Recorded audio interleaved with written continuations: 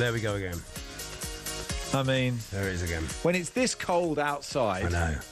And I'll level with you, Charlie, it's not that cold. Not that cold, no. Where I am. Listen, I didn't get here at 6 o'clock. I didn't get here at 6 o'clock this morning for this. No, you didn't. I did not. I did not get here for this prep. Look, I mean, I'm not meant to talk about. You know, everyone knows I'm not there. I'm in a shed in Australia. Yeah. We understand this. People have bought into it. They're okay with it. Yeah, they don't mind it. It sounds good. If you worried it was cold, yesterday it was 43 degrees. Oh, that's too much. I don't like that. I would rather too. I would rather not. That's like gas mark too. Absolutely, honestly, it was like it really was. I was basically a flan.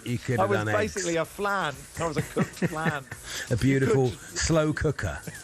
You could have fried an egg on my naked torso. Wow. And that's what we do at our live shows. What an image. What a dream. Anyway, the reason we're trying to liven this up is because this music is not good enough.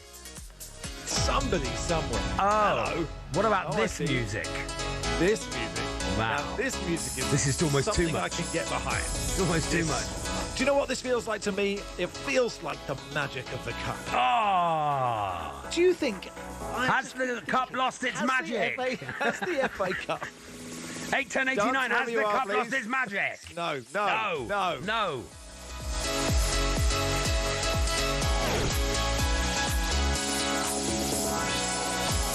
Good morning, everybody. Welcome to the world's biggest sports radio station. It is talkSPORT. My name is Max Rushden. Alongside me, Charlie Baker. Charlie, this is just any warm-up. This is the double award-winning, award-retired warm-up, Max, on Saturday, the 10th of January, 2026. At 12:15, it's Macclesfield FC, the Silkmen, versus Crystal Palace, the Eagles. In the FA Cup third round, it's on talkSPORT, presented by Natalie Sawyer. Commentary from Jim, Torquay United Proudfoot, and former Arsenal captain Andy Townsend, the OB producer.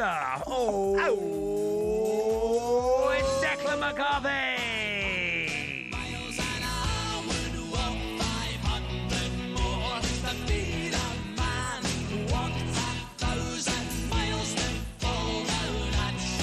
Go get it! And then at 12:15, it's Everton, the Toffees, versus Sunderland, the Black Cats. In the FA Cup third round, it's on talkSPORT 2, presented by Max Scott.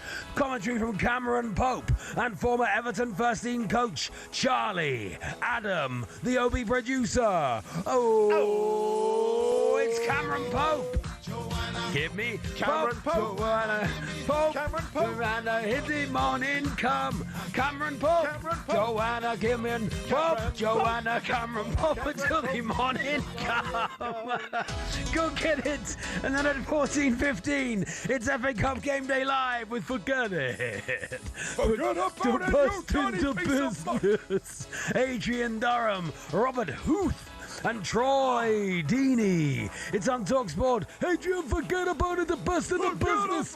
Durham with all the goals as they go in from the FA Cup third round, including Manchester City, the Citizens, versus Exeter, boo. Fulham, the Cottagers, versus Middlesbrough, the Borough, and Burnley, the Clarets, versus Millwall, the Lions, plus a classified results service at 17:15. Notabalazze.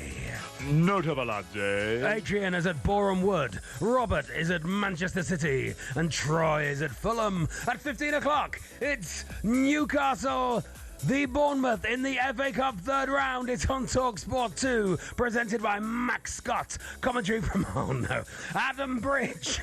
Oh, yes, here we go. Former England defender Mickey Gray, the OB producer.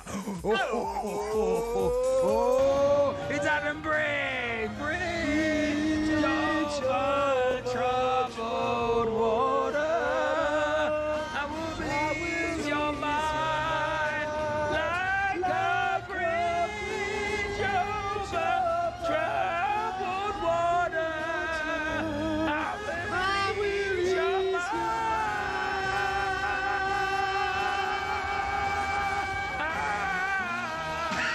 Go get it.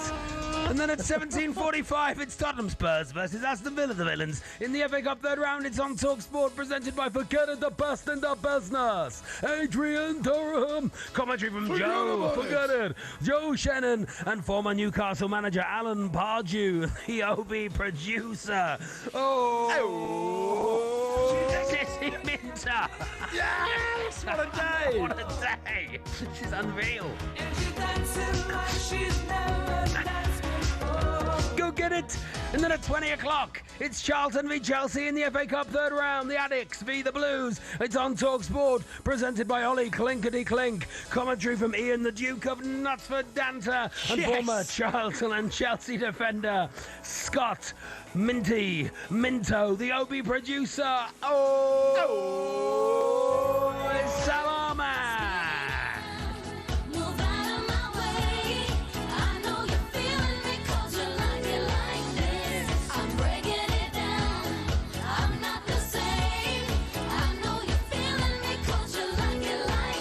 Get it? It's big ticket live FA Cup action. You can't afford to miss. Wow. Oh, good stuff, Full Charlie. house, and including a new one as well. Cameron Pope. That's my favourite. I enjoyed that.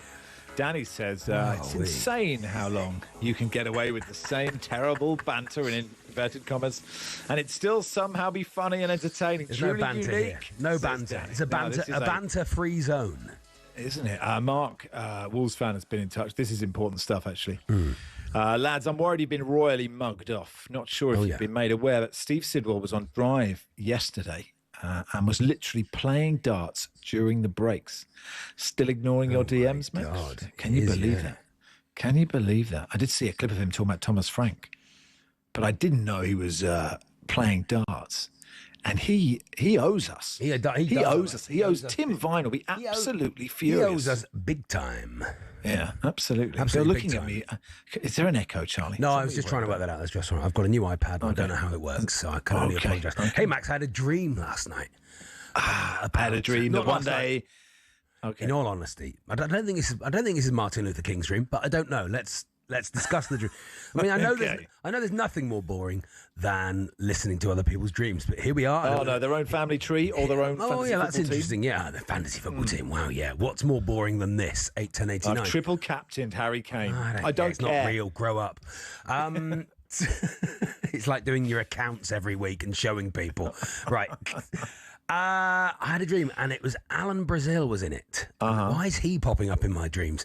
That's and good he stuff. was sat. Was there space for anything else? He was sat outside the News UK building. Got it. With a Parisian cafe table. Oh, nice. With a glass of red wine, welcoming people to work, and that was the dream. And I thought, how lovely. But that's very much what Alan does on talkSPORT. Welcomes people into the day. Excited. Welcomed Robert Huth. Oh, to yes. the talkSPORT commentary team.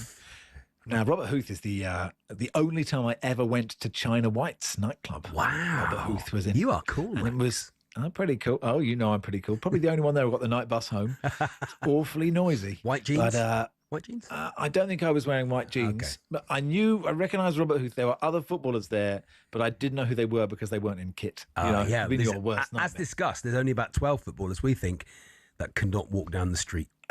As discussed, could Richarlison walk down the street in Northampton? We decided yes, if in normal clothes. Easy. Wouldn't be bothered. All the Keoghs were there, but I didn't know because all the Keoghs. I thought you said all the Keoghs were there. Martin had brought his whole family all the Keoghs to China White's. He brought his young kids to China White's. Lovely. There is a photo of me and Robert Huth. It was early November, so there's me and Robert Huth with wispy moustaches in China White's. I don't have it on. I like me, it. Yeah, it's good stuff. I like that very much. If you've ever grown a moustache with Robert Huth, 81089, that'd be nice, wouldn't it? But yeah, anything else, lads? What would Robert Huth's song be when we have him on eventually? If I give him they can come up with that. Something for you to do. Yeah, there we are. Lovely Jake stuff. says, sounds like two blokes in a kebab shop after a long night in the pub. Actually hard to disagree with that. That is true. This was like a who's who of producers. Oh, it's amazing today, wasn't it? Charlie Baker's singing is like pigs being castrated. No, Love the show. I'm a lovely singer. Ben, when I do it properly, not for comic effect. Oh, I see. The relief, Bridge over troubled water is back. The world will stop turning on the wrong axis and global peace will break out. Well, not before time. Thank you to that texter. Anyway, it is Max and Charlie. It is the warm-up brought to you by the good people of Travis Perkins. I believe it is. Yes, it is. They're still with us. Doing what about us? Bowling Trav. More at travisperkins.co.uk. He's got some time off before the T20 World Cup. travisperkins.co.uk. Download the app. Matt Davies-Adams will join us. He's an EFL expert. Excellent. So he'll tell us who's got a chance of an upset in the FA Cup third round proper.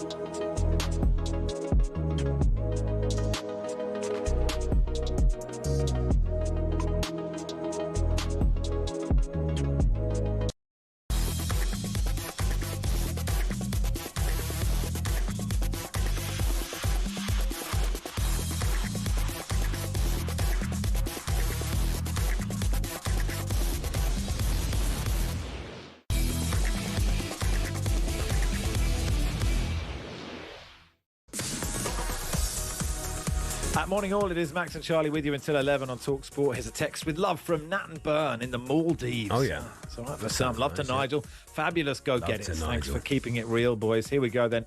A song for Robert Huth. Huth's going to drive you home. Well, that's nice. That's very nice. Yeah, Huth let the dogs out, says Scott, amongst many others.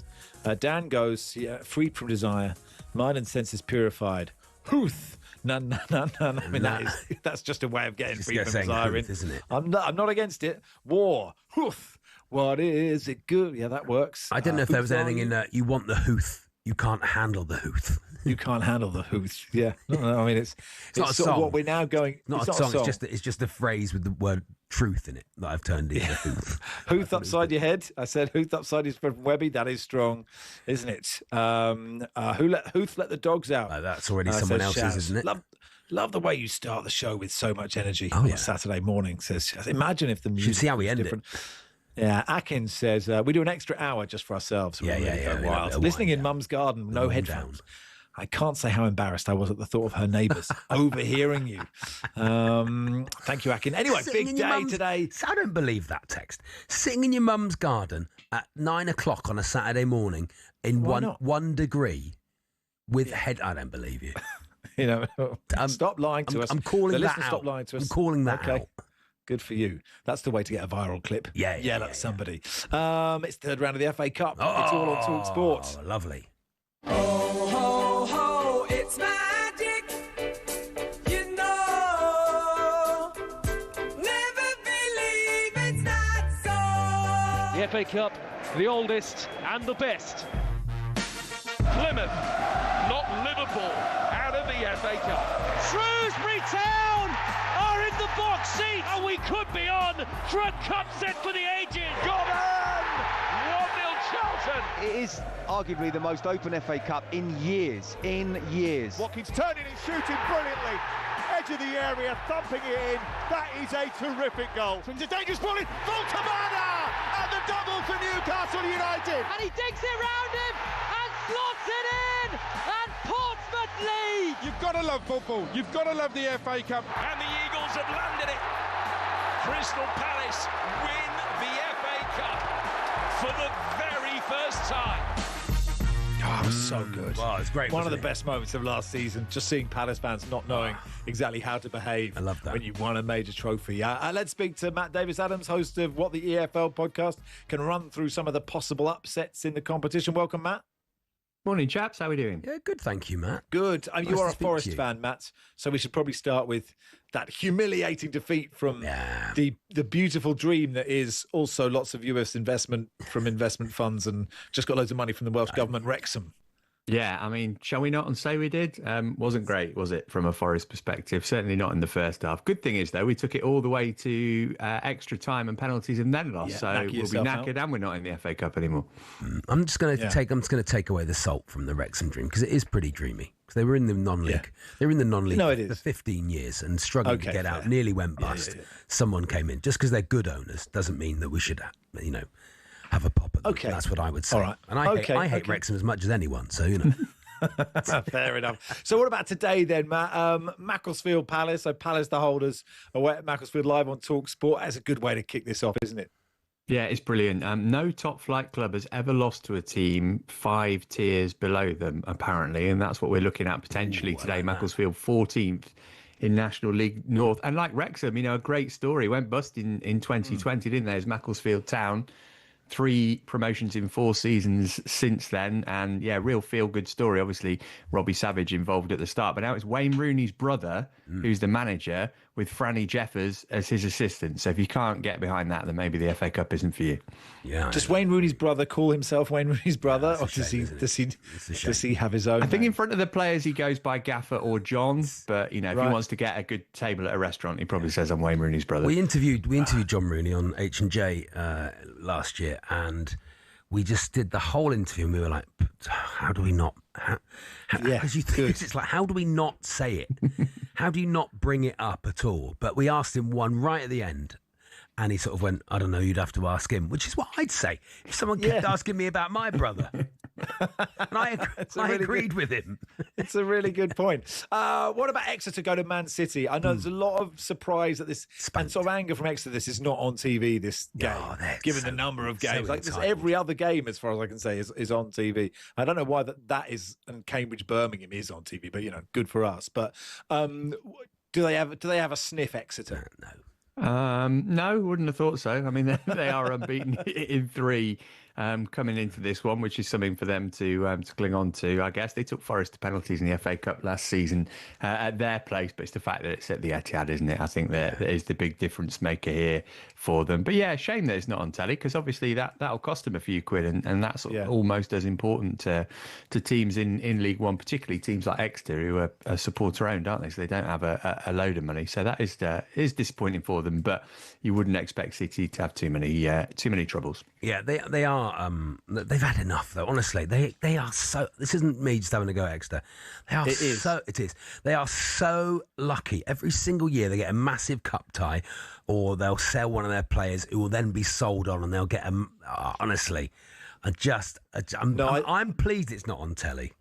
Well, I'll tell you this, Charlie. I'll take back my Wrexham saltiness to say I think they really do need money at the moment, Exeter. Yeah, they should probably balance their books better and not rely on selling players all the time. You would be sad if they weren't there. I would be sad if they weren't there, yeah. Matt, where should we be looking? I keep trying to throw possible upsets at you, and you bat them away like the professional you are. Where should I be looking? West Ham QPR. I know that's on talkSPORT. Yes. I mean, is that even an upset? But the fact that it's at London Stadium makes it a fun one to rub a neck on at the moment, doesn't it? Derby Leeds, maybe. Again, when they're in the same division last year, I'm not sure how much of an upset that would be. And my other interest, Chelsea at Charlton.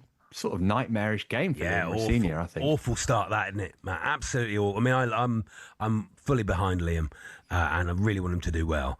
But that is a dread. I'd have waited till Monday. I think you don't want to be knocked out of the cup. It's especially because he's got situation. It is. He's got League Cup semi-final first leg against Arsenal midweek as his first home game. So I don't really know how much he wants to rotate here ahead of that, because you don't want to be getting knocked out at a championship team in your first game in charge, do you? And they've had a midweek game, and Charlton haven't. And I'm sure Nathan Jones will be very measured on the touchline, regardless of how this one goes. Actually, without going all, has the FA Cup lost its magic? Given the state of the championship, and it's so unbelievably tight that you could be, there are some sides that are in the playoff hunt and in the relegation fight at the same time. Do you think some of those sides might rest? We look at the Premier League sides resting players and rotating, but do you think quite a few championship clubs will do that as well? I think we can look at, say, Derby and QPR, who probably won't, because they'll sniff an upset, and they're relatively well placed in the table. But if you think about, say, Portsmouth Arsenal, which on the face of it has a little bit of upset potential, well, Portsmouth have got horrific injury problems at the moment, and they're a point above the relegation zone. Now, realistically, are they going to beat Arsenal even if they put their first team out? Probably not. That's the kind of tie that would have had a bit more interest on it had they been a bit further up the table. But that's one that's still got a little bit to it. Obviously, Arsenal's reserve side is stronger than Portsmouth, but it's the only trophy that Mikel Arteta's won, hasn't it? If you don't count the Community Shield, which I don't. So it'll be interesting to see how seriously they take it. And what about, will Birmingham rest all their players, not actually turn up at the Abbey, given the run of form that Cambridge are in? Birmingham really want it. Actually, Max, on What the EFL this week with Adrian Clark and Sam Parkin of the talkSPORT Parish, we did pick that as a potential cup set. I mean, you're in decent nick at the moment, aren't you? And Birmingham, I think, will rotate. You know, their manager's under a little bit of pressure at the moment, isn't he? And the FA Cup is far less significant to them than getting a playoff place. And who can stop the immovable force that is Cambridge United at the moment? The fact is, a home game, you're up in the playoff places. Yeah, I'll give you. Oh my goodness me! I'm just looking at your results. You haven't lost since October. I know, they're unbelievable. Cambridge are on fire. Yeah, and still home fifth. So, that's how good we are. When we go on a run of 3 months unbeaten. If you are under pressure and you're the Birmingham manager, aren't you wanting to build some momentum? Aren't you wanting to go and really, smash it in the cup? Isn't that the thing, Possibly. I mean, they have just beaten Coventry, so maybe they just want to build on that, but they hadn't won for a while before that. But it's the balancing act, isn't it? I think maybe the fact that there isn't a slate of midweek championship games would mean that we see less rotation. Hopefully that'll be the case. But it's definitely a sticky one for Birmingham, I think. Yes, that's what I wanted to hear. Thank you, Matt. Thanks for coming on, pal. Pleasure. Speak to you soon. Matt Davis-Adams there from What the EFL podcast. Lucy Ward's been in touch. Oi, that war song is mine. Good that is point, true, Lucy. That is Lucy your Ward song. Good God, Ward. This text is good from Andy and Hook. A few weeks ago, you mentioned pointless awards and accolades after Trump was given the FIFA Peace Prize. That's aging well, he says. In 2024, I was the #1 buyer of 6-pack St. Pierre butter brioche buns from Sainsbury's in Hook. Oh, yeah. A year on, an email has informed me that 2025, I was #1 buyer of Black Sheep Bakery Tiger Bloomer loaf at the same store. I feel like I've won the Conference League and followed it up with Europa. Who's so proud? Who's doing these emails? Who's collating this information? You get them. Honestly, we get loads now. Yeah, you get them. If you've got an email saying you're the #1 buyer of why do you need to know that? Why do you need to know that? Because because it makes you feel 10 feet tall. Food shaming. Let you know. Well, it's not, isn't it? It's food praising. Praising. Well done. You bought a lot of brioche buns. No, Charlie, it isn't a Cinderella story. It isn't rags to riches. It's 2 multi-million actors who got bored and fancied a hobby. Wrexham should be as hated as MK Dons. Ryan, I can only disagree. Yeah, I'm not. MK Dons was people who went in and stole a football club from a region and put it in their own. We don't have franchises in this country. MK Dons, completely different. They did not fight their way up the Football League. Wrexham, the fact they're 2 multi-million actors, don't let envy and jealousy get in the way. They're just 2 blokes who fancy buying a football club. The fact that they're famous and handsome and like lovely lads and have got Wrexham there, that means nothing. What would you prefer? They were just faceless people who got Wrexham there. I thought you were talking about us there too. Well, there's more. We had the money. There is more to it. But not a lot more though. It's still just 2 blokes. It's 2 blokes who got some money together and bought it and did it in the right way. Gave it back to the community in many ways. Created a lot of jobs for the community. I understand all of that, but it was that. I'm not sure it is totally that. Now. I think initially it was. Both of us should do our research. Let's get Humphrey Kerr on. I call him now. I was messaging him last night about Ollie Rathbone. Well, he's not going to be objective about this. I know. Okay. It's Max and Charlie with you till 11.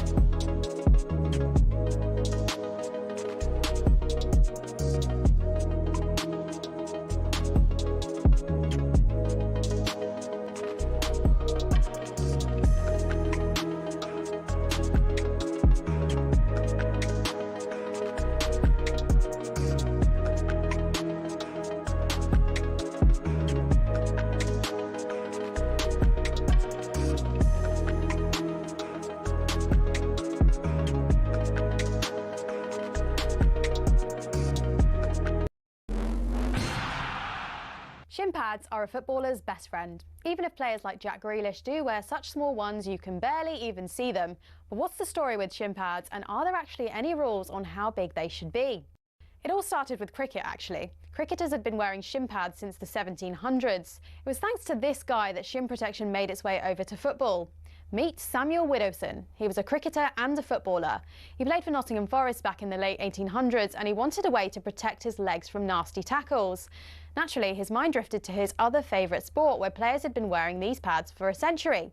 Story goes, Widdowson cut up his cricket pads and popped them on before taking to the footy pitch. His Nottingham Forest team then began wearing them from 1887, and the first known use of them in a match was in 1894, in a match between Newcastle and the then Woolwich Arsenal. Eventually, FIFA clocked on that this kind of protection was pretty important for footballers. And so, in 1990, basically 100 years after Widdowson first put them on, shin pads were made compulsory. It became part of Law 4 of IFAB. That's the body responsible for setting the laws of the game internationally.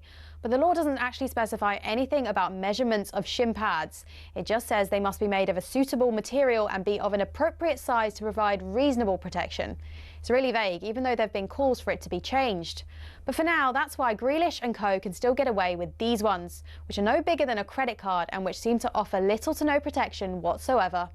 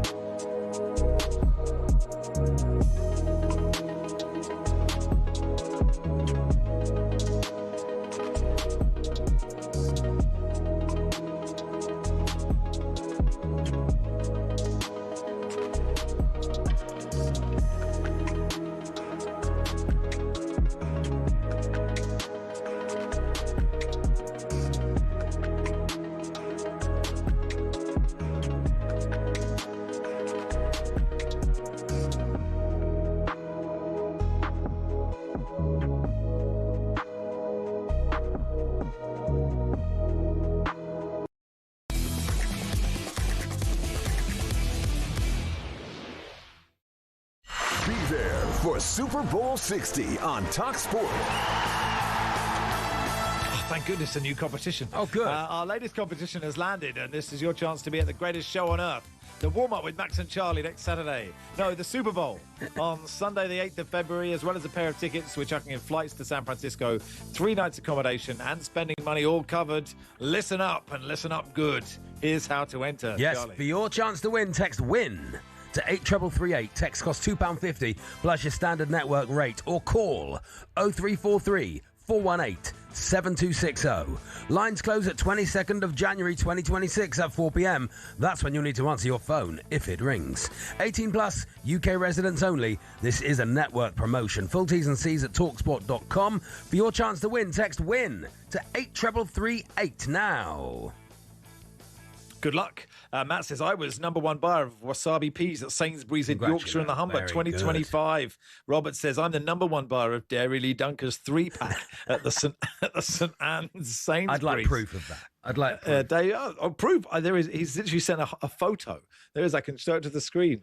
Wow, we're very good. I like the proof. If you're watching on, if you're watching on YouTube, you can watch YouTube on or your Good morning smart TV. Dave in Tunbridge says, I received an email this week with the annual review of my Nectar points. Turns out I'm the number one purchaser of Lipton iced lemon tea at the big Sainsbury's in Tunbridge. So proud. Nice. And this one says, this is Mark from Virginia Water, making my usual 300 round trip to Molyneux. Sainsbury's at Staines emailed me 4 days ago to hail me as the number one buyer of Walker's Paprika Crisps. Well done, Mark. So you're going to Molyneux for Wolves Shrewsbury. Dave Edwards has a keen eye on this, former Welsh international. Played obviously for Wolves for years, played for Shrewsbury as well, and joins us now. Hey, Dave. Hey, Dave. Hi, Charlie. Hi, Max. Sorry to keep you waiting by banging on about who's bought what in Sainsbury's. Yeah. Look, this is tough for you. You grew up a Shrewsbury fan. You are a Wolves legend. What are you going to do?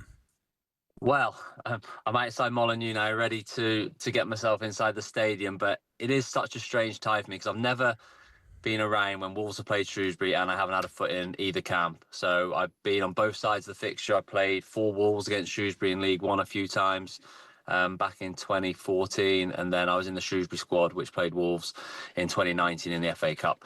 So, yeah, this is strange. I am a Shrewsbury fan. I grew up a Town fan. Used to watch them every single week, home and away. Played for the away supporters, so that's where my allegiances will always lie.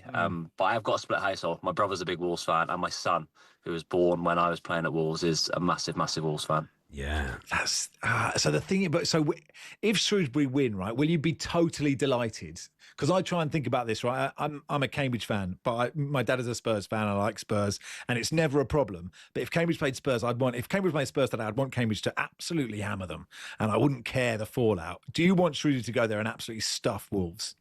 Not stuff them. No. Okay. I'd like them to. I'd obviously want Shrewsbury to win, but seeing Wolves as much as I have done this season and knowing Rob Edwards really well, I wouldn't want them to go and get absolutely battered, because I know what the outcome of that would be within, obviously, Wolverhampton as a whole, with the fan base and things like that. So it'd be a nice, entertaining game would be ideal, with Shrewsbury winning on penalties. I think that would be the perfect scenario for me. It's very important, I think, for Wolves, the FA Cup this year, because it could be their only slice of joy they have all season, although they've picked up form a little bit in recent weeks. But they need this, don't they, for sort of self-respect and to keep football alive in their hearts.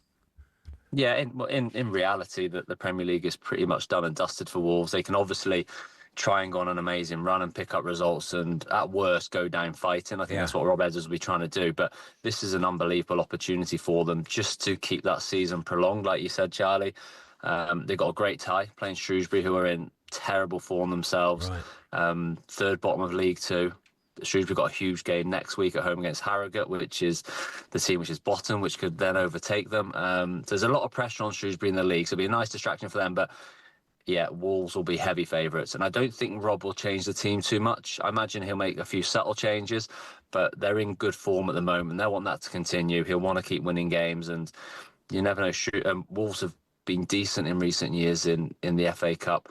They got to the quarters a couple of years ago. They should have beat Coventry here at Molineux in that game. They got to the semi-finals not too long ago against where they lost to Watford at Wembley. They actually beat Shrewsbury in 2019 to get to that semi-final. Yeah. So it's a competition which has done better for them. But yeah, if you get into those latter stages and get a favourable draw, then why not keep some excitement in the city? I used to love it. It's been a rough old season for you, hasn't it, Dave? Like Wolves and Shrewsbury. What's that? You got 5 wins between them all season.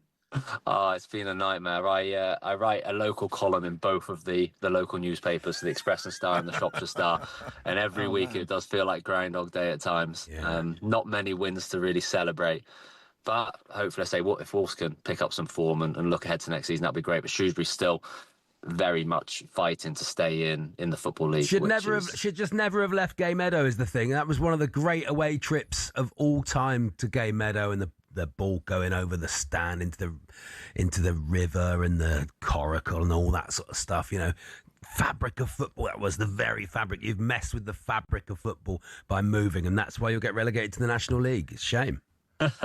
It's a special place. I used to love going there as a kid to watch, and my first spell at Shrewsbury, I left when I was 21, and I played in the final season at the Gay Meadow. That was very, very special. But we have been relegated from League Two into the conference at the Gay Meadow, so I don't think it's all down to the ground move. Well. And do you think with Wolves, like, they've shown a bit of form, haven't they? What, unbeaten in 3, and they could have got, Everton were down to 9 men. They could have got a win there. Like, they couldn't, could they? Like, it would be absolutely unbelievable because they look like they're playing a bit now. This guy Mane looks brilliant. What a win does, and it was only West Ham, but still, like, they couldn't, could they? No, I really don't think they could. But they are. I believe when I've watched a lot of Premier League games this season. I've watched so much of Wolves. They've had a horrific season. There's no doubt about that. But actually, as a team, and what I've seen of them of late, I don't think they're the worst team in the league. I think they are probably around 18th, 17th, that sort of region. But they're just so far cut adrift now that it's so difficult. They're 14 points still from safety. Obviously, Forest beating West Ham. I think if Forest wouldn't have beat West Ham last week, and then Wolves would have got the result against Everton, then just maybe there might have been a few more fans just thinking this could be the great escape and take it away from our bitter rivals West Brom all those years ago. Where are you sitting today? Yeah, half and half scarf, Dave, is it? half and half scarf, I think, but I'm actually working at the game today, and I'm working for BBC Radio. Oh, Shropshire, don't say them muck. Absolute muck. That'll be so boring, Dave. They were so boring. Don't listen to it on talkSPORT in one ear while you're doing it, Dave. While you're doing it, have talkSPORT on in one ear. I was waiting for the call from talkSPORT, but it never came. I see. Oh, we've messed up here. Come on, management. What are you doing? Get Edwards in. Get in a late. Edwards was the guy. Edwards is the booking. The window's open. We can get in before midday. Thanks, Dave. Enjoy the game today. Whatever Cheers, happens, guys. you will get a win. You'll get a winner. So that is good, at least, isn't it? Yeah. Dave Edwards there, former Wolves legend, started his career at Shrewsbury. He was good, wasn't he? Game, man. Really no, I never got to. One of those stadiums I never got to go to. But you're right, one. football heritage. Yeah. So that kicks off. That's a 12:15 kickoff as well. I'm getting excited about the FA Cup. I am. Round chart. I'm not going to lie. We got knocked out in the first qualifying round. So there's always next year. There's always Charlie, next year. I had jaw surgery. Oh yeah, thank you. Is this from Sean Connery? I had jaw surgery in 2019, and I was unable to chew for nearly 3 months. I was the number one purchaser of Idaho mashed potato in Leeds. Yes, Matt in Leeds. Fantastic. Anyway, Matt, top of the league. Big game of How Tall Are They? As Adrian Clark takes on Perry Groves in the quarterfinal first leg.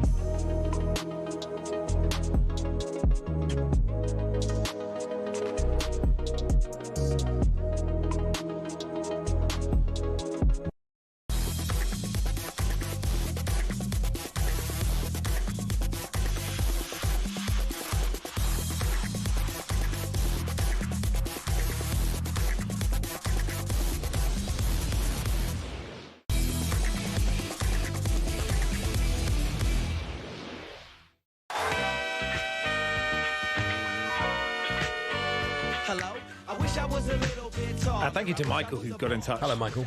With his 2025 in review of Sainsbury's. You were the only buyer of the Guardian Football Weekly book in Sainsbury's Ballymaloe Celtic. Wow. The only one. Only one. Oh, dear. Sales, I didn't think sales were that bad, but just one. But thank you so book. much. People read anymore? Do people read anymore? I don't think people can read anymore. It's all podcasts these days, isn't it? Yeah, I don't believe in them. Producer Andrew says he reads, but that's only to try and get facts together for Jolly Hockey Sticks. Oh, yeah, well, what a game that is. Let's play How Tall Are They? Yes, Big please. game today. It's the last quarter-final, by the way, if you want updating. Oh, wow. Graham Courtney won 2-0 at Richard Guy Bristow. Tim Vine beat Nigel Eddy 2-1. 2-2 between Kwaku Avari and Lars Sivertsen last week. And today, the final quarter-final at home. He's the form player. It's Adrian Clark. Yo, Adrian! Hey, yo, Adrian!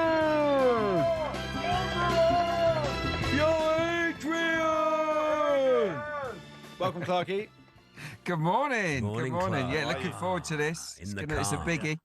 It's a biggie. Big game. The car's it's a big becoming, game, but the car's becoming iconic, Clarky. You in that car? It's becoming like one of the It's a little great, like bit the frightening. Seinfeld set, or all those things. Just absolutely the Manhattan skyline. Yeah, that's true. Maybe he's been thrown out. Living of the in his house. car. You're absolutely Yeah. right. Okay. Don't pan down. I'm just hoping, boys, that we get something on the score sheet. Me and Perry were both at Emirates on Thursday. I just hope this isn't another bore draw for the listeners. Yeah, I love that. Oh, we don't believe it could be. Let's bring in your opponent then. It's Perry Groves. Groves. Perry Groves. Groves. Perry Groves. Groves. Perry Groves. Groves. Perry Groves. Hey, Perry. Oh no. You're on mute. You're on mute. You're mute. You're on mute, Perry. You're on Mars. You're on mute or Perry. on Mars? It's because he's not in the room with the secret stairs. It's in a different room, yeah. And Perry, you're on mute.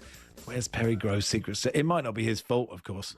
You can't just flash back to Adrian Clark. We can't hear Perry. It's going to be very difficult for him to get any points. What I like, Clarky, then was we were doing a bit about your car and about other bits, and if you've been kicked out and stuff. I've just been speaking to you. Perry. Had your eye on the prize. He was you never went, on Zoom. You were straight in. You were straight in about. He's the not game. on mute. Yeah, he's not on mute, but we can't hear him. Let's try again. We spoke to him 30 seconds. But maybe he's miming. Maybe this is some. This is mind games. Okay, Perry Groves. Groves. Here we are. Fantastic, lovely Is this stuff. Is this a How Tall Are They First, boys? Because is it an ex-pro against these boot boys? Ooh, wow, way. I was Perry's boot boy. Oh, God. Bold talk. And this is your chance to get him back after all these years, Clarky. There's some real beef. I love Perry. Perry was a very generous tipper at Christmas, mate. So Christmas, it was worth putting the extra yards in. Oh, that's Can we have some facts here? What did he tip you? What year we're talking? When was this? You know what it was? Yeah. I'll tell you what. At Christmas, you had to sing a Christmas carol or something Christmas related, and if you sung it well, you got £100. If you didn't, you got drenched in the dirty boot water. Oh, okay. And Clarky, did Clarky sing it? What did Clarky sing? Hark the Herald Angels sings. What did he do? Once in Royal David City. Remember. I think it was a snowman, actually. Snowman walking in the air. Lovely stuff. Well, maybe you can sing out the game with after we play How Tall Are They? Adrian Clark will sing with Walking in the Air. Pray silence for that. But let's play the game. Here we go, guys. Here we go. Okay, Clarky, you're at home. It is the magic of the cup, so it's magic footballers. We begin with Nemanja Magic. How tall, Clarky, is Nemanja Magic? Nemanja Magic. He's fairly tall, isn't he? He's quite lanky. I'm going to say Nemanja Magic is 6'3". 6'3", Perry Groves. Oh, you know what? I was going for that as well. I'm going to go 6'4". Oh, Perry. Perry Groves. Groves. Okay. You just watched Clarky's putt and you just followed it in. Unbelievable. 1-0, Beautiful. Perry Groves. Clarky looks like in a helicopter. Okay, Perry Groves. How tall is West Ham legend Julian Trix? Julian Dix, of course. Well, I've still got a couple of scars on the back of my Achilles from Julian Trix. That's nice. So I'm going to say he is 5'9". 5'9". Yeah. You go over to Adrian Clarky. Clark. It's a good shout. Good at penalties, wasn't he? Good he's at a penalties. strong player, Perry, isn't he? Boosh. Julian Dix, 5'10".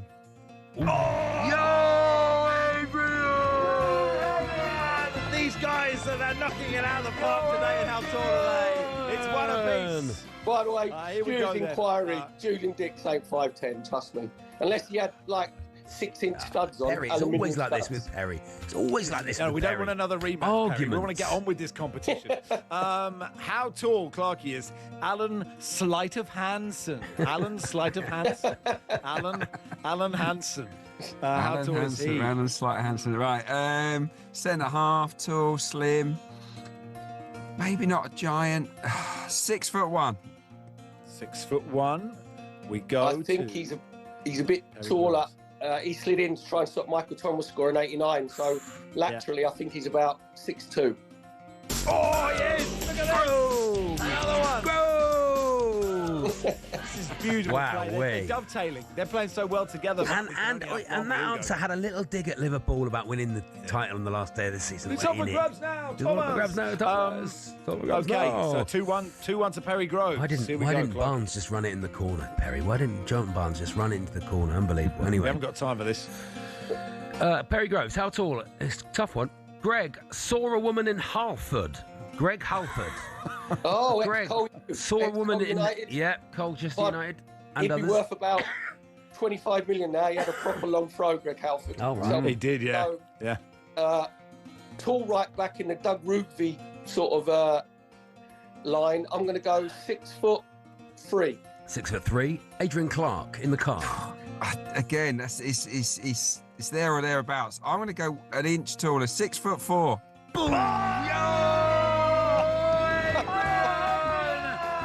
Look at what a game! Remember where you were. Unbelievable levels. Perry Groves absolutely nailed how tall are they. It's 2 apiece in the first leg. This is glorious stuff.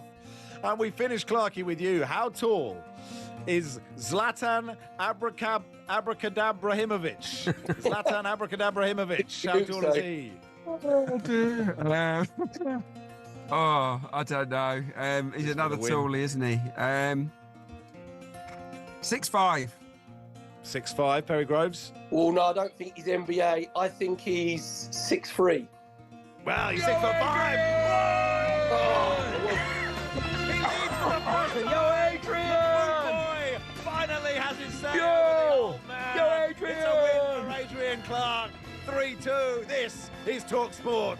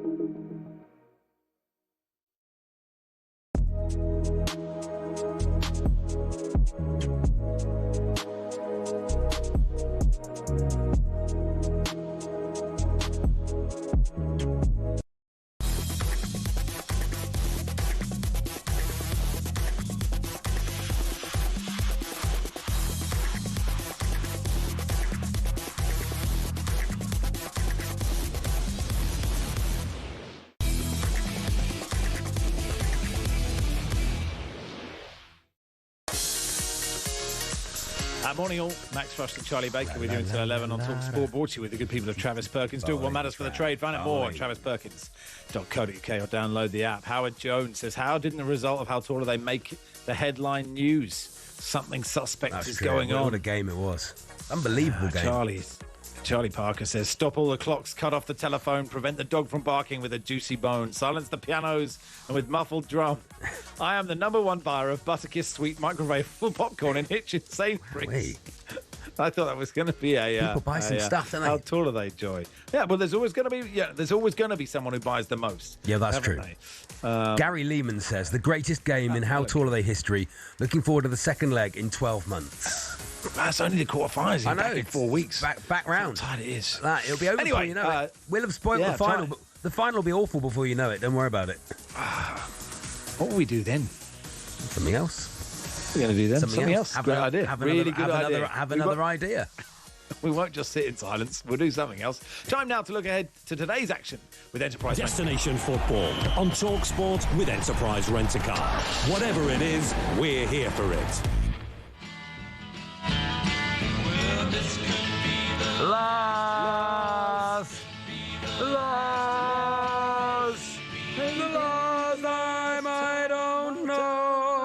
Welcome, Lars Hello, Sivertsen. Lars. Yes, hello everyone. Hello, what Lars. a passionate rendering of the intro song this week, guys. well, I'm feeling it. You've got to do it. If you do things with conviction, people will follow. Yeah, they love Hey, it. now, Lars, you're a Norwegian man, and the last time Ole Gunnar Solskjaer was the manager of Manchester United, there was you were giving us news that there was like a Solskjaer table. There was, in the Norwegian press. So, how excited are you and your fellow brethren with the news that he's almost certainly tipping up back at Old Trafford? I mean, obviously, as soon as Ruben Amorim was fired, this was an issue, like in the Norwegian press. I remember just the day after Amorim left, I logged on to the website of the biggest newspaper in the country, the most read newspaper in Norway. And on the sort of landing site, on the website, in the general section, not just the sports section, there was a giant photo of Solskjaer. Now, this was before any of these links had started happening. There was a photo of Solskjaer, and the story was sort of, Norwegian pundits don't think Solskjaer will get the job. So even before the links were there, the prospect of Solskjaer potentially going to United was dominating the news in Norway. So it's a big story, obviously, that this might happen now. And the information this week in the Norwegian press was that that they were negotiating terms.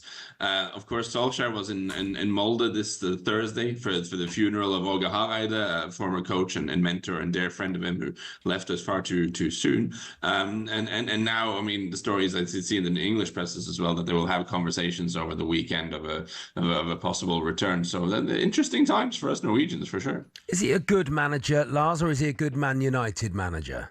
Great question, Charlie. I think he could be good, certainly as an interim solution. I think, listen, we can't gloss over how things ended the last time.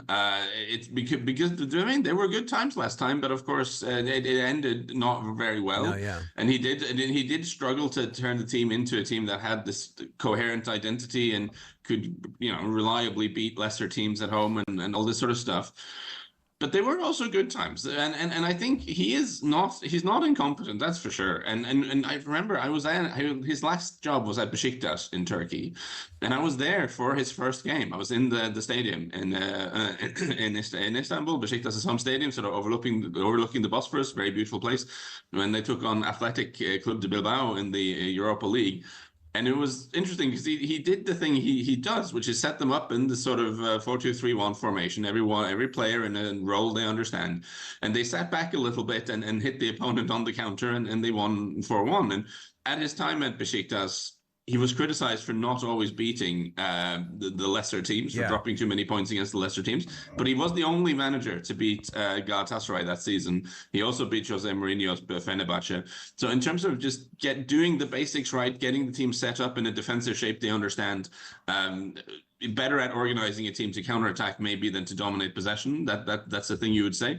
But also the players. I mean, at United, they've been talking about this in the year since he left. The senior players who were there really liked playing for him.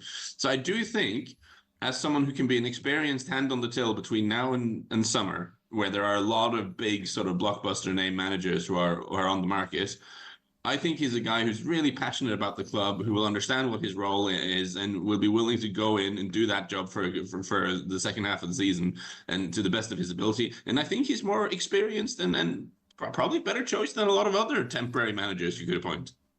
They play Brighton in the FA Cup tomorrow. Today on talkSPORT, Spurs Villa is an exciting game on paper, although Spurs, not on paper, in reality, make some games not that interesting. You mentioned those box office managers. Do you think Spurs will be in the market for one next season? I mean, I really want it to work. I'm so desperate for it to work for Thomas Frank. He seems like such a good guy. They're missing so many attacking players. Their attack is weird, right? I think it's just really odd at the moment. But, things are not all well.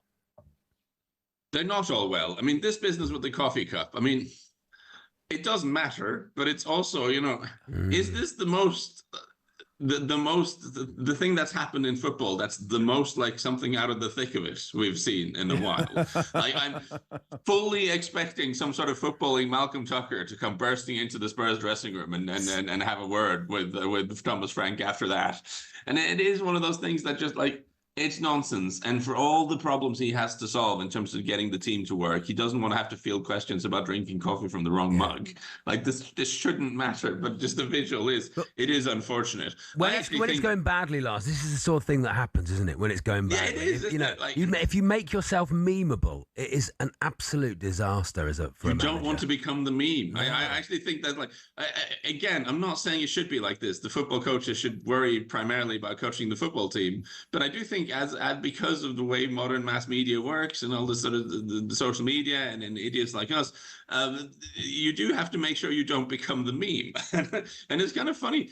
If they'd won 10 in a row, I just don't think he would have grabbed that mug somehow. I'm not sure how that works. I just don't think it would have happened. Logically, it doesn't work. I just have a feeling that wouldn't have happened. Interestingly, I was going to say, interestingly, Spurs Villa, Villa's really good run sort of started when they went to Spurs. And actually Spurs, I think, were better than them, but Villa scored 2 unbelievable, as they do, just scored 2 brilliant goals from outside the box. But now you just can't, it's very hard to see how Villa don't win this game today. Yeah, don't get me started on Villa not playing that well, but scoring improbable goals and winning. I think the listeners to this show have heard me say that about 16 times this season. It just seems to be... with Villa, I'm at the point where in the beginning... You're looking at this, you're trying to analyze, you're trying to understand, it doesn't make sense, and you say, oh, it doesn't make sense. After a while, it just kind of becomes funny, and it is like this Villa, this incredible sort of flow, the collective flow state that the Villa team appears to be in, where just everything seems to work for them. It's fascinating. It doesn't always make sense, but it's great, and I'm kind of enjoying watching it. It is a strange opposite to Tottenham, who...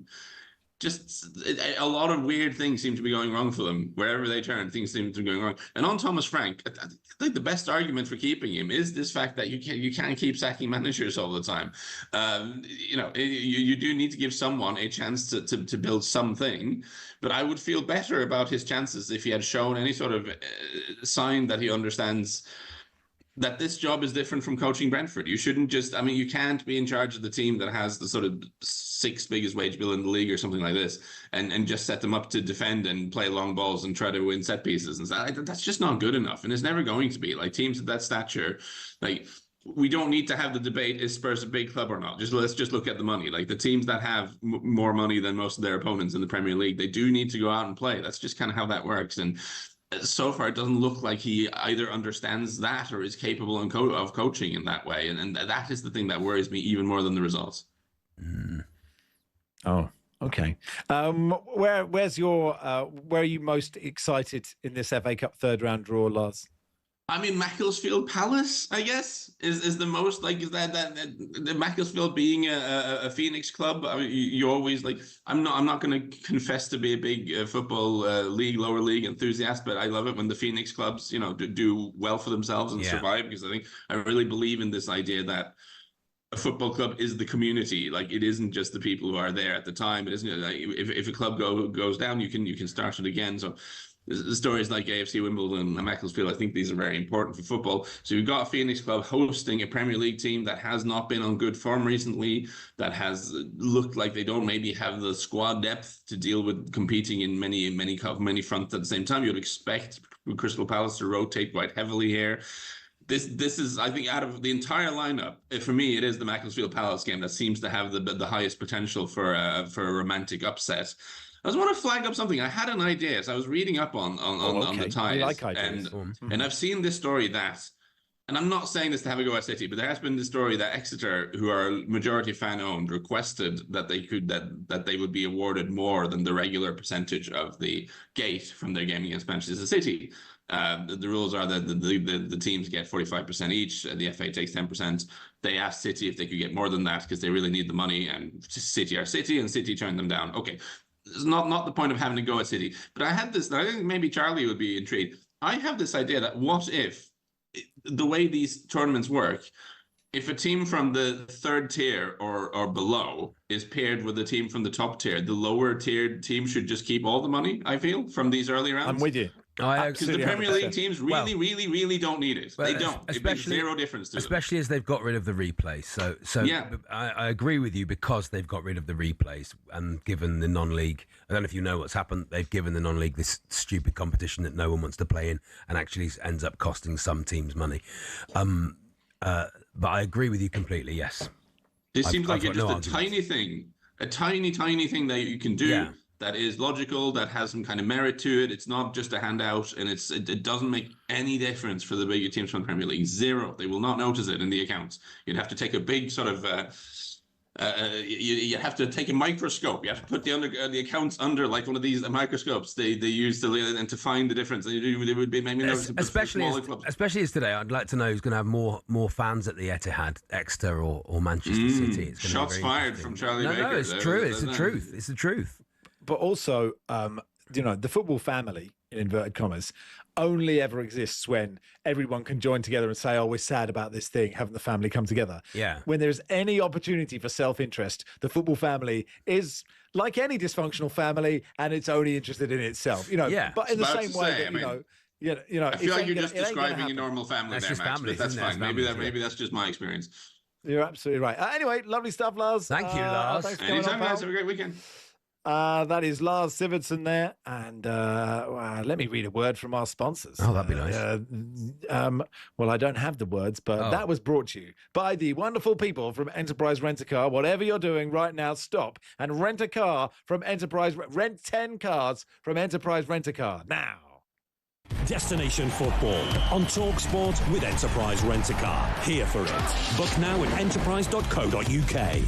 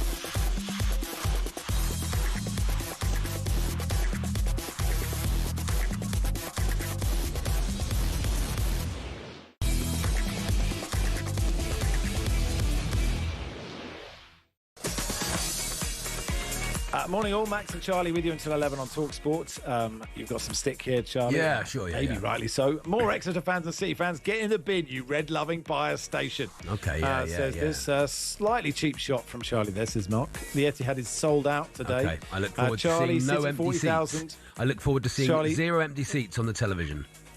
Look, you're allowed to back down, Charlie, when you're wrong. You're allowed to do that. A lot of places, a lot of football stadiums say sold out. Okay. And then you City, see the stadium and there's 8,000. 20,000 missing seats. Andy says, you do the maths, you muppets. Come back when anyone else takes 49,000 to a third-tier playoff final. We've heard about Andy that. Manchester. Michael says, tell me about Man Paul City, the Dickov Exeter again. tickets Yeah, let's hear it again. have sold out. Charlie, this is unbecoming of this programme. Well, people wang on about their football teams, and who cares? Who cares? That is a lot of this radio station. Matt and Sutton says Palace have given Macclesfield all the money coming from today's tie. Yes, which is and great. I bet Macclesfield didn't ask for it. I bet that was just given to them nicely. Well, that's lovely from Palace. But anyway, let's classy. do some Macclesfield. Let's listen to a song called Super Silkman by a band called Glass Ankle. Here it is. Mackie, Mackie, we want you to score. Oh, Mackie, Mackie, it's you we adore. We won't stop singing, won't stop fighting on for the Super Silkman. Yeah. I like Our football song's actually quite good. Yeah, it's good, isn't it? Let's talk to Greg Jackson from the band Glass Ankle. Hey, Greg. Hey, Greg. Hey, up, you all right? Yeah, very good. Thank you. Good. Thanks for coming on. What rhymes with Macclesfield, Greg? Nothing rhymes with Macclesfield, does it? No, I don't think it does. No. Thanks for joining us, Greg. But that was what rhymes with Macclesfield. It's a new feature that we tried for the show. Huddersfield? Huddersfield. Yeah, Huddersfield. Yeah, don't come to Macclesfield. Don't go to Huddersfield. Yeah, no, it does. It's sort of the same word, I guess, isn't it? Anyway, how excited are you about the game today? Yeah, buzzing. Can't wait. Yeah, amazing day. Yeah, it's and we were just chatting about it before about the Macclesfield story and a Phoenix club. Like there must have been moments when you just thought there is no chance this will happen. So to be in the third round of the cup, to exist, right? This is the thing that we say so much. Me and Charlie, as a Cambridge and a Torquay fan, that until it happens to your club, and our clubs have both been well run and badly run, you sort of don't think it will. So to have got from there to where you are now, tell us about that journey. Oh yeah, like you say, never thought days like this would happen ever again. It was real dark days back in COVID. I remember going to work. We're not allowed to wear football shirts at work, but when the club was, it was. We were told that it was going into liquidation. I just went in with my football shirt because it wasn't a football shirt anymore. That was my argument. It's such a weird feeling, your club that you've supported since you were, a boy, not existing anymore. I can't describe it. It was horrible. But yeah, no, I mean now we're in the third round of the FA Cup. Feels like we're back. We're on a national stage for the first time since we started existing again. No, it's an amazing day. Can't wait. It's got to take these stripy Nigels down, haven't we? I've got a couple of friends who are Macclesfield fans, and I asked them about the whole Robbie Savage situation, and if that was he was on. I think he was on the board, and he sort of took you up, and then left for another National League team, Forest Green Rovers.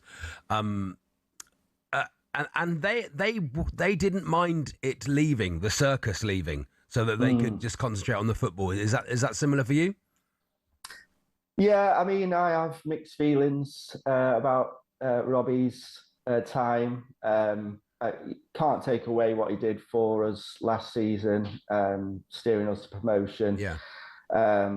He brought a lot of attention on the club and clearly generated, funds from that. Really got a buzz about the place. There are other things that happened that I don't particularly agree with, but no, to be honest, I can't take away. I think on the whole, it's been predominantly positive, his influence, and I don't know. He's left us in a good state. We've just got to crack on now. It's a new period in our history. I think we can survive and thrive without Robbie. Good luck to him at Forest Green. Let's see how he does, how his management career progresses. Today's about Mac. Yeah. We move forwards. We've got Palace in our sights, and I think it's going to be us feeling glad all over by the end of the day. Wow, really? Yeah, good. Okay. And when that first game, was what the Northwest Counties Premier Division, like the first game you went to like that, did it instantly feel the same? Because people sort of, I remember I'd try and get friends to come to a Cambridge game, and they'd be like, "Oh, who are they playing?" And I'm going to then. Whoever I say, it's not going to make you go, "Oh, I will come." It's not going to be Brazil. That's not the selling point. It's going to be Stevenage or Rotherham. But when you first went, did you go, "This feels exactly the same," or did it feel like? How did it feel? In some ways, it felt the same because it's the same fans, it's the same songs. Yeah, which was amazing. Standing in the Star Lane end again.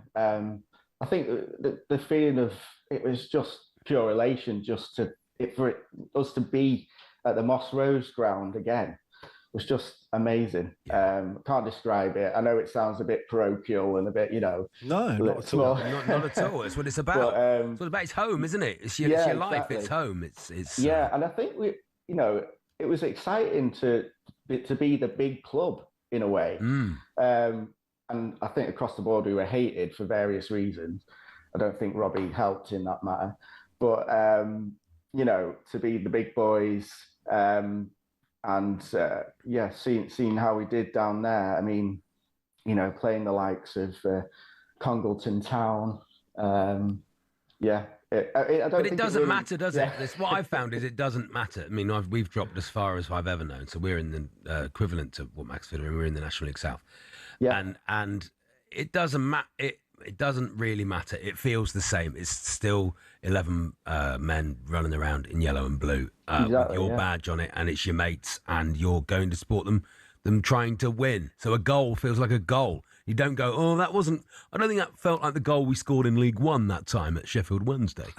It's the goal is a goal is a goal. It's fun. Absolutely.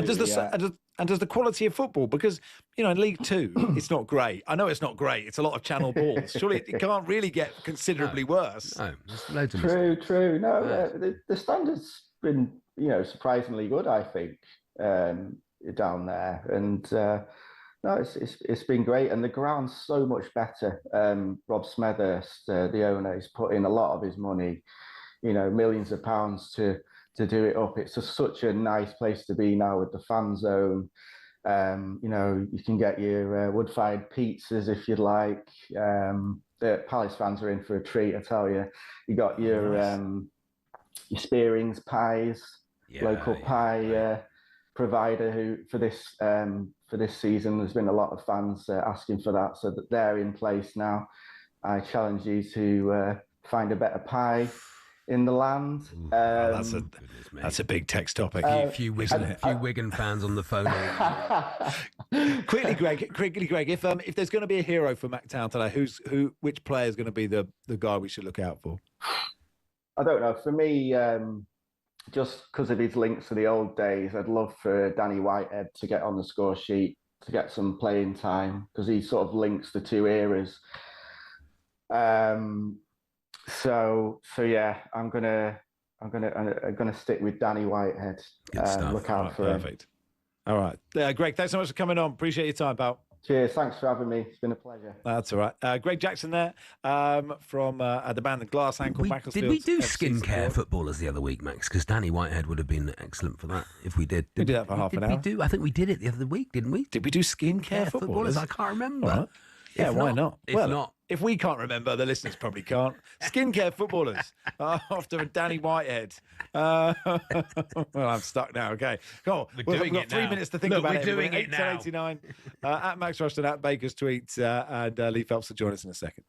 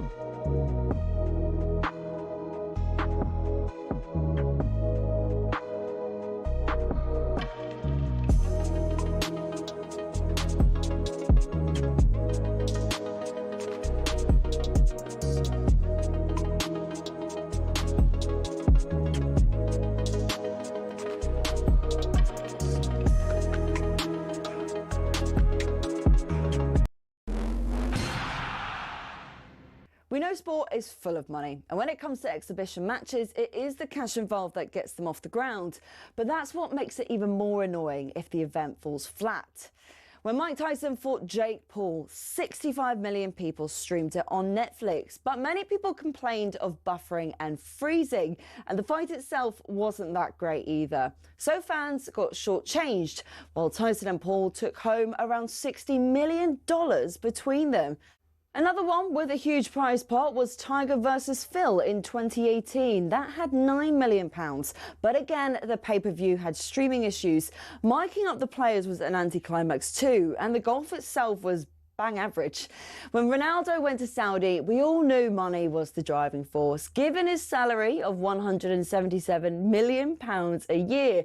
But then they thought, let's get Messi over for a game. So we had PSG versus the Riyadh All-Stars. Both the GOATs were past their best, but PSG still lined their pockets, charging fans a few pounds to watch it on their official channels. Although it wasn't quite as bad as the 75 quid pay-per-view where Mayweather fought McGregor. I feel like what we really need is constantly high-quality action delivered to you for free. And that, my friends, is called talkSPORT.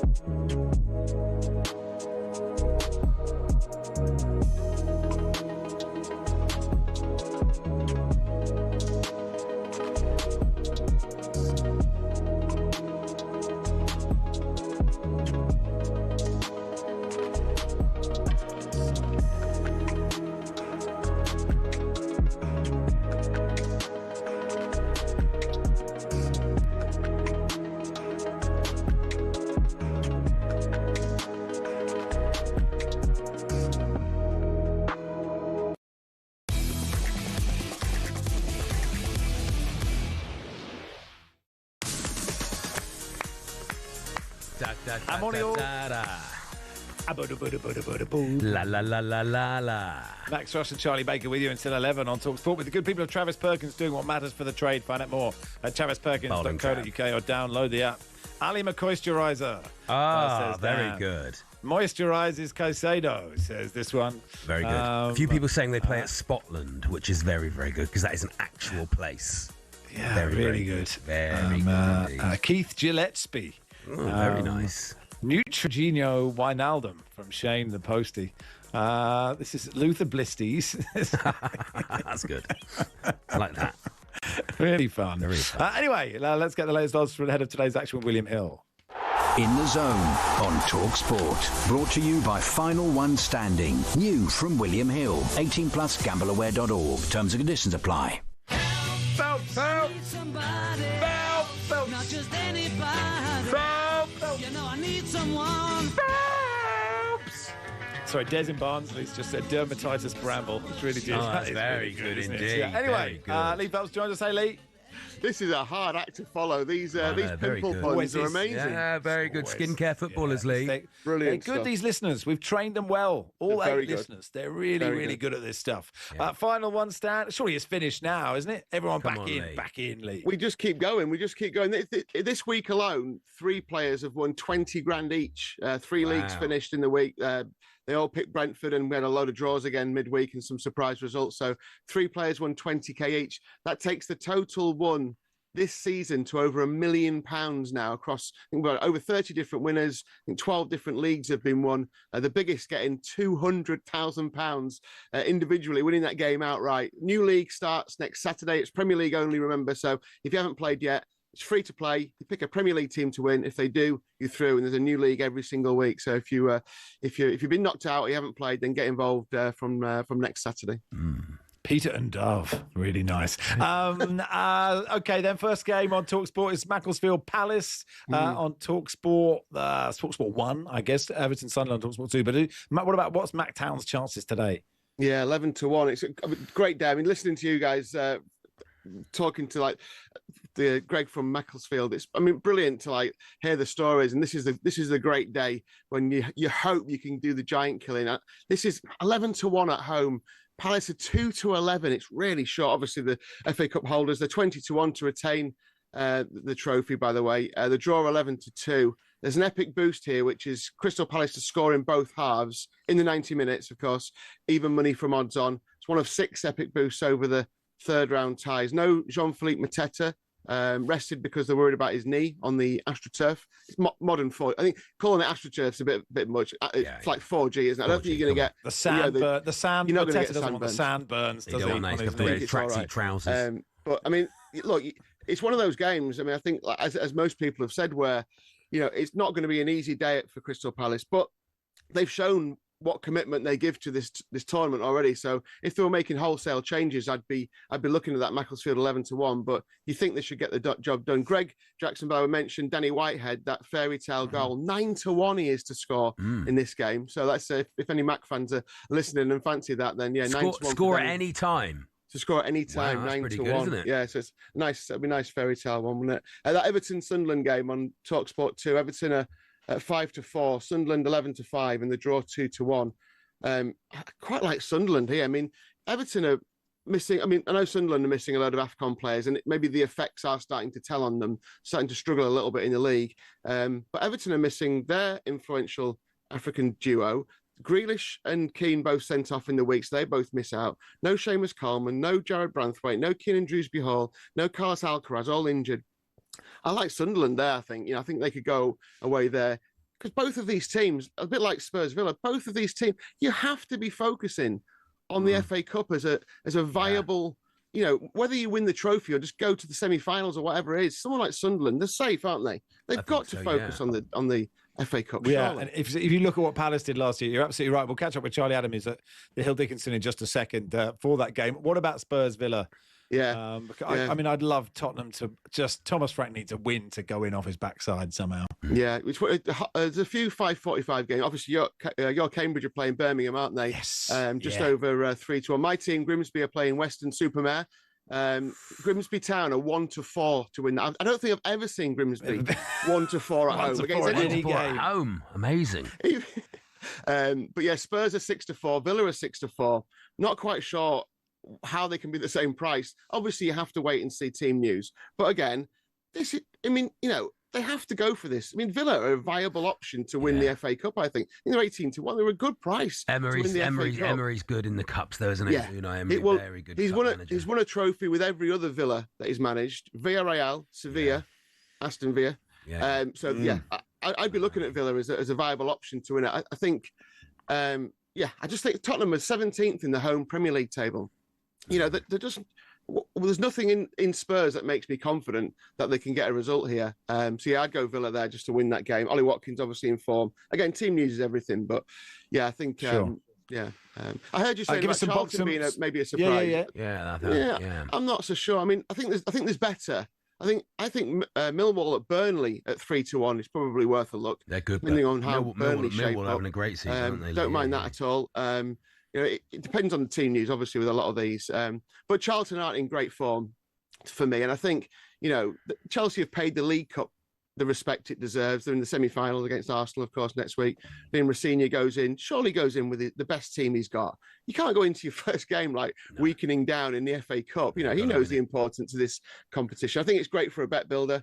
Once you get your team news in, same with the Spurs-Villa game, I think, you're going to get shots, you're going to get fouls, you're going to get tackles when there's a disparity between, quality in divisions. As the game wears on, you'd expect, the better team to, be, quicker to the ball and better. But then you also got that kind of, the home fans, roaring you on as well. So I think it's a great day for bet builders. You get a 25% boost on your winnings with Impact Sub on those two games that I mentioned and the Macclesfield Palace game as well. So yeah, good day for Hackers as well. I mean, whether it's EFL, there's plenty of EFL games, William Hill, SPFL, or the FA Cup. You need 4 picks to activate your Hacker boost. So yeah, cracking day. Lovely stuff, Lee. Thanks for coming on, pal. Lee. Thank you, guys. Have a good one. That was Latest Odds, brought to you by Final One Standing, new from William Hill. Terms and conditions apply. 18+, gambleaware.org. In the Zone on talkSPORT. Brought to you by Final One Standing, new from William Hill. 18+, gambleaware.org. Terms and conditions apply. Charlie Adam is on co-coms for Everton Sunderland on talkSPORT 2. Hey, Charlie. Hey, Charlie. Good morning, you okay? Yeah, very good, thank you. Not bad. We just heard how many people are out. If you could sign forms in time, Charlie, you could get a game for one of these sides. Charlie. Yeah, absolutely. It'd be nice to be able to, but fitness might be an issue. Have you let yourself go, Charlie? You'd still do a job, Charlie. Maybe just stand in the middle of the park and just ping some 50, 60 yarders, that's it. But you score from the middle of the park. That's what you do. You score from there, halfway line. Yeah, but these pitches feel a lot bigger now. The older you get, kicking the ball is not. You could lay easy now. Yeah, lay up. Look, it's like Lee made a good point there, Charlie, isn't it? If you look at the way the Premier League is set up, like those three sides look like they're going down. Like, Sunderland are in no danger, Everton almost certainly not. Like, they're both going to be fine, and they must see what Palace did last year, and they think with a bit of luck with the draw, we could absolutely go on a run here. Yeah, absolutely. I think that's something that you go and I look at these. Everybody says Sunderland have a brilliant season. They have, but Everton in a position where they've not been in a long time. Where, okay, from the outside we'll say that they won't get relegated, but inside they want to keep driving the drum and we want more points. And David will want to finish as high as he can. But to be in this position, 15 points clear in the middle of January, ready to be able to kick on for this FA Cup round against Sunderland. What an opportunity for them to, like say, go and have a right good go at the FA Cup and trying to do that today. But it's difficult for Everton in terms of the amount of players they have injured and suspended. AFCON, I think there's something like 8 players out injured with 6 starters, regular starters that are not available. So that's going to be tough for Sunderland and for Everton. They have a small squad anyway, but Sunderland are coming here. They've got good players, good manager who have come up through the playoffs last year and done extremely well and really hit the heights of the Premier League and let's say they'll be thinking the same as Everton. Can we get a good cup run? Did a manager ever say to you, let's sack off the FA Cup, Premier League's too important? No, never. I think the tradition of the English game is the FA Cup, and again as a player it was something that I always looked forward to. It feels different, the FA Cup, than it does a normal Premier League game in January. Everything around it, bigger support. Normally if you're playing from home like today, 7,000 Sunderland supporters will come and make an unbelievable noise. But no, never ever did we think about a FA Cup. We always want to try and win as far as we can, go as far as you can. You draw, luck of the draw, but no, it's the FA Cup is you've got to respect it. It's a wonderful trophy to be competitive in. I was very fortunate enough to be there in the cup final with Liverpool against Chelsea. We lost that game. I was injured, but to be there on the day and the feel for an FA Cup final was just really, really special. Good stuff, Charlie. Enjoy the game. Thank you. Thanks, Charlie. Charlie Allen there on co-coms for Everton Sunderland. That's on talkSPORT.